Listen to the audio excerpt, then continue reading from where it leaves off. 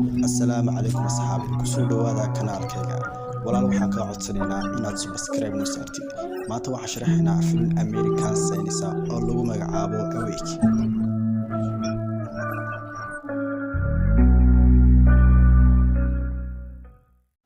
Jiil Aadam waa dhakhtar hore ciidanka Mareykanka iyo ka ganacsada khamri waxay u shaqeysaa ilaalada kulliyadda caafimaadka si ay u koriso carruurteeda Nuux iyo Masida. Bilow filimka waxay gashay isbitaalka habeenkii oo waxay isticmaashay mudnaanta ay leedahay iyadoo ku dhuumatay qolka shaybaadh. Dibadii waxay xadaysay dawooyinkii oo ka iibisay qof ganacsada daroogada. Subaxdii xigtay Jiil waxay aadaysaa guriga hooyada Doris si ay u soo qaadato carruurteeda sababtoo ah waagii hore isticmaalka daroogada Nuux iyo Masida waxaa hadda korisa Doris. Masida way ku faraxsan tahay inay la kulanto hooyadeed laakiin Nuux wuxuu u muuqdaa mid xanaaqsan. Doris waxay ka codsatay Jiil inay 7 carruurta ku soo celiso. Markay wadeen baabuurkii wuu leexanayaa oo wuxuu istaagayaa dhinaca wadada. Hooyadu waxay weydiisay carruurteeda inay fiican yihiin laakiin ka hor inta aanay jawaabin baabuur ayaa ku dhacay oo ku sababay inay ku dhacaan haro. Qoyska ayaa ku dhibaatooday sidii ay uga soo bixi lahaayeen. Jiil iyo Nuux si uunba u maareeyay inay dabaashaan laakiin Masida meelna lagu maaray. Nin boolis ayaa badbaadiyay oo keenay xeebta. Jiil waa ay dhaawacan tahay marka ninka booliska wuxuu soo jeediyay in ay aadaan isbitaalka. Waxa uu daa ka qaaday inay magaalada oo dhan ay ka jirto dhibaato koronto oo wax kasta oo ku shaqeeya koronto ama gas ay cilidaysan yihiin. Dhammaan gaadiidka magaalada ayaa joojiyay shaqadoodii buluuga ah taas sababtay shilal dhowr ah. Meel kasta Jiil iyo carruurtu waxay u yaaceen isbitaalka kaliya waxaa ka buuxay dad ku dhaawacmay shilalka. Qofna ma garanayo waxa sababay khasaaraha korontada ama goorta ay soo laabanayso laakiin dadka isbitaalka jooga ayaa qiyaasaya in laga yaabaa ay soo weerareen urur argagixis ah. Marka ay qoysku sugayaan qof u imanaya iyaga waxay arkeen 2 bukaan ah oo kooma ku jira oo isku mar soo toosay. Waxay ku soo noqdeen gurigii oo waxay la joogaan Doris habeenkii. Nuux iyo Jiil ma seexan karaan sidaa darteed waxay daawanayaan xidigaha daaqada. Subaxdii xigtay Jiil waxay tagaysaa shaqada inkastoo ay weli madow tahay qof kasta oo xaafadda ku nool waa soo jeeda way jahwareertay sababtoo ah caadiyan wadooyinku waa maran yihiin. Waqtigan ka hor inta aanay shaqada aadin waxa uu tagtay iibiyaha daroogada kaasoo u sheegay inuu labanlaabi karo qiimaha kiniin kasta maadaama iibku cirka isku sii shareeray sababtoo ah korontada gooday awgeed. Jiil waxay qaadatay khatarta waxayna isku dayday inay xado daawooyinka maalin cad.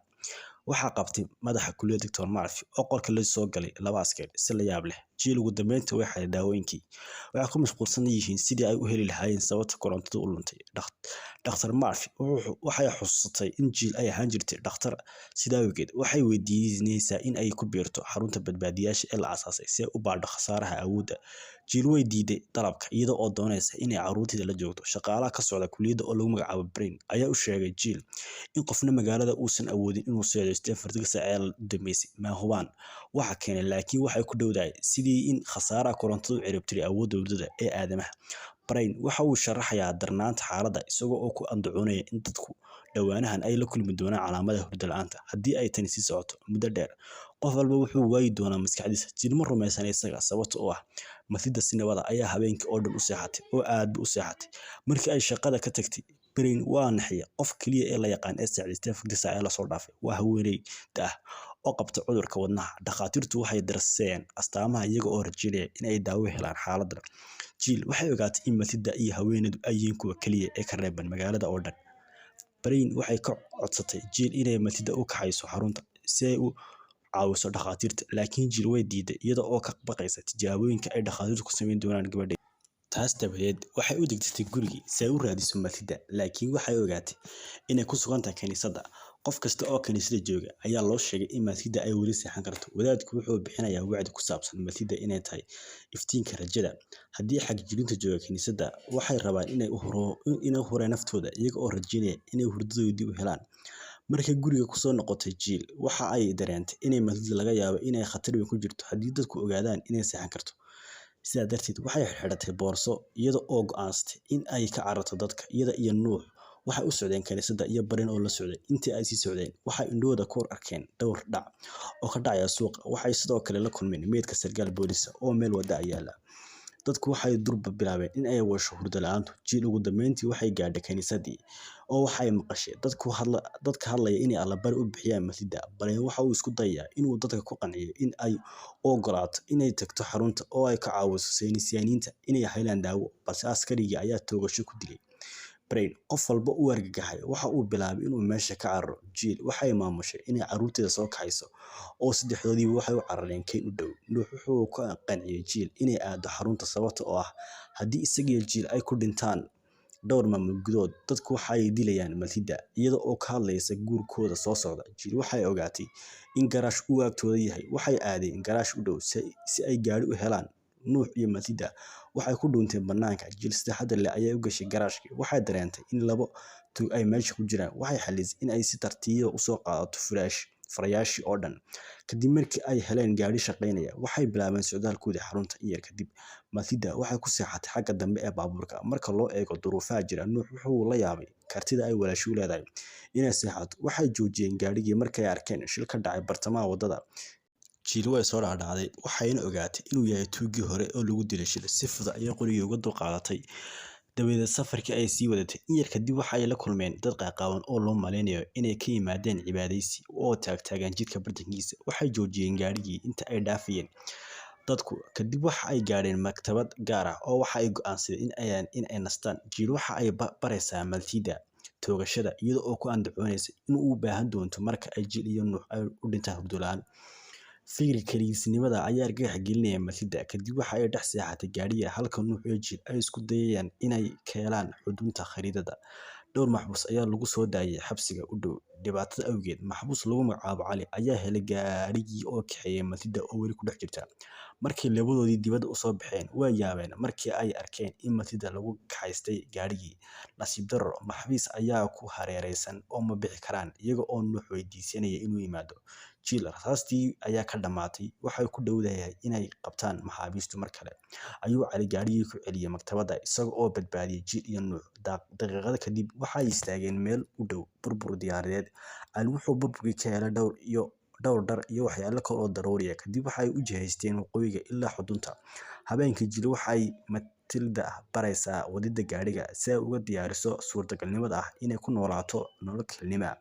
Waxay arkeen meydadka dadka ka soo laalaadsan waddada dhinaceeda. Jill waxay si degdeg ah isku dayaysaa inay kaxayso gaariga, balse qofkii waalaa ayaa jebiyay daaqadda baabuurka oo qabtay timaha Matilda. Waxay si u maaraysay inay kaxaysato gaarigii. Dhowr saacadood kadib, ugu dambeyntii waxay gaadheen xudunta. Jill waxay ku wareejisay gaarigii Cali si uu u kaxaysto magaaladiisa oo la kulmo qoyskiisa. Wuxuu u soo bandhigay inuu caawiyo, laakiin way ka diideen. Jill ayaa ku qarisay guri Nuux iyo Matilda sababtoo ah wax kasta oo dhacay kadib waxay doonaysaa inay hubiso in xuduntu ay badbaado carruurteeda. Waxay soo dhaweysatay xuduntii iyada oo ku dhuumanaysa buundada hoosteeda.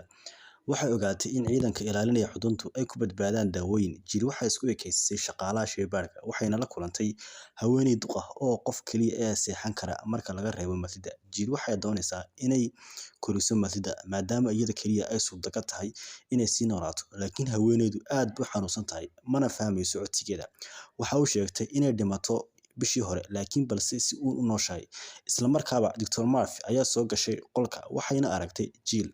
Jill waxay ku andacoonaysaa inay u joogto inay caawiso. Dr. Murphy waxaa sida muuqata u saameysay hurdo la'aanta. Waxay sheegtay inay dhakhaatiirtu heleen daawo caawiso in maskaxda hurdo la'aan ay si fiican u shaqeyso muddo gaaban, laakiin sidoo kale waxyeello u geysata maskaxda. Jill way soo laabatay oo waxay aragtay in Cali, Nuux iyo Matilda ay heleen askartu. Cali wuxuu soo noqday si uu u caawiyo. Hadda kulligood qoryo ayaa lagu hayaa si ay u badbaadiyaan noloshooda. Matilda waxay qaratay inay weli seexan karto. Askartu waxay geeyeen shaybaarka. Cilmi baaraha Dr. Katz waxa uu soo bandhigay gaaska suuxinta wuxuuna la yaabay in uu arko in ay dhab ahaantii seexan karto. Jill hadda waxay lumisay caqligeedii sababtoo ah hurdo la'aanta iyo daalka awgeed. Dr. Murphy waxay weydiisay su'aalo ku saabsan Matilda laakiin way adag tahay inay ka jawaabto. Taas dabadeed, islaantii duqda ahayd waxay gashay wadno xanuun weyn, dhimatay. Inkastoo dhakhtarku ku dadaalay inuu badbaadiyo, haddana way dhimatay. Hadda masiirka bini'aadamku wuxuu ku jiraa gacanta Matilda. Cali waxaa loo qaaday waardiye ahaan waxaana la siiyay daawo si ay uga caawiso soo jeedka. Dhanka kale, Jill waxay la kulmaysaa inay aragto Nuux oo isku dayaya inuu dilo. Waxay ku soo noqotay miyir-qabkeedii markii askartii ag taagnaa ka kaxeeyeen Nuux.